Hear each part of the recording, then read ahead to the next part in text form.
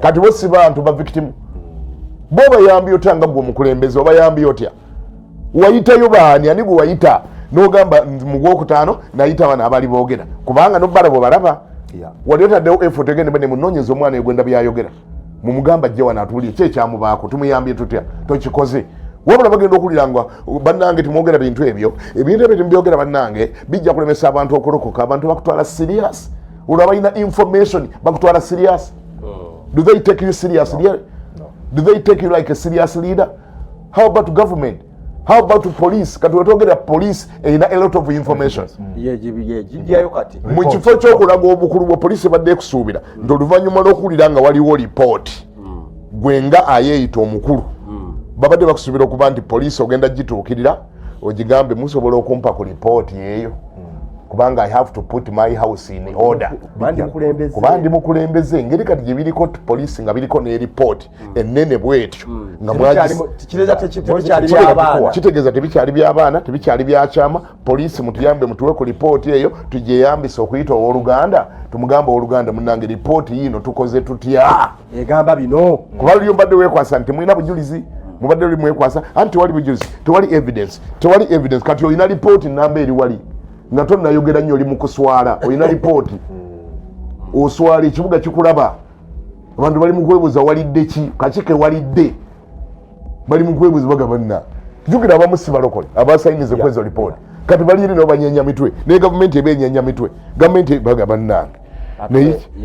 ate ono ye mukulembeze ate yayogedde bw'atyo kuba bolede balina information kati ate balina ne lipooti kireza bigendedde mu lipooti biri public byafuse da public kati gwelida kyokola bwoba oyagala okusigala ng'oli clean pursuing kyakufuna report naawe ogibikulemu ogisomemu ogiraba ogambe kakati bino tebikyali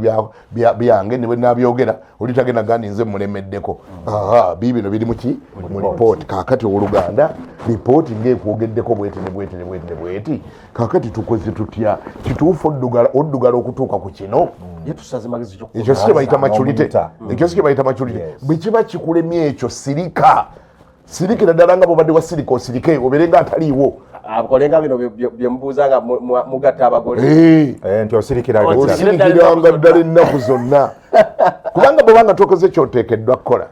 nga waliwo abakikoze already effort bakulaze teri kati ku basumba bokka si be boogera effort eri mu Uganda Police effort yiyo erimu forensic report tonnagiraba biyirimu ate oyogera abantu bakumistaking ne bagamba olabika naawe oli beneficiary oba akolebwa ati omulabizi kisobola n'okukola bwoti nga lipooti oyinza okuba nga ate lipooti eri mu ggulu nati agende mu kooti agisabe teetaaga gisaba bannamulire bonna ababeera tebagisaba byonna babikuba wali